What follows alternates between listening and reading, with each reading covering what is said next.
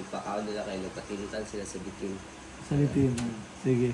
Ikaw, Kanang murag isusulan sila tong bitin. Kanon tong sa. Wala ko idea tayo. asa man? Wala ko idea. Sila ka idea nga na nakasulat. Sige. Fresh pa yung mind sa ano. Pwede rin nila kaon ng tanang bunga. Ayaw lang itong nasa Garden of Heaven. Eden. Eden. Red na apple ba ang tawag ka tayo? Sige natin sila niya. Na snake na nagsulsol sila ha. So si Eva ang unang na biktima. Yan ihanggat niya si Adan na mukhaan. Teke, ikaw na sila apple tungkol sa bitin. Sige. Atong tumanggaran, the fall of man sa chapter 3 ta. Kanang dako nga number 3. The fall Sintonton, of tonton, man. Tagalog. Lahab og ang babae na to rule over sa tanan, no? Sa tanan. So, ingon ang ginawa, pwede ninyong kaunon ang tanan except sa tree of knowledge, no?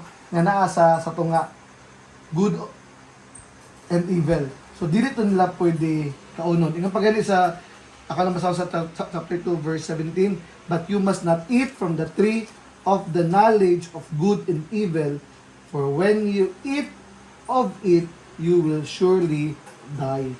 So, sa chapter 2, balikan natin sa chapter 2 verse 15. Mo ni ang sugos ang iyon sa Ginoo.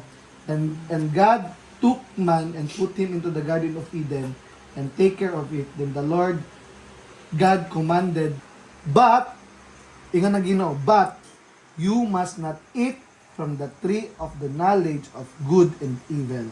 For when you eat of it, you will surely die. So, mo ni ang command. So, after ana, sige. Sa chapter 3 karon, mo ni. So now the serpent was more crafty than any of the wild animals the Lord had made, and said to the woman, mo ni ang ingon,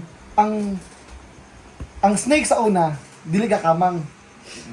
Ang snake sa una, kanang siguro happy sila unya magano Naay tiil, naay kamot. nagkamang dili sa nagakamang ko nag-anas sa mga tingala ang snake sa unang panahon. So sa before pa sila nakasala. And here comes tinganin na hitabo karon.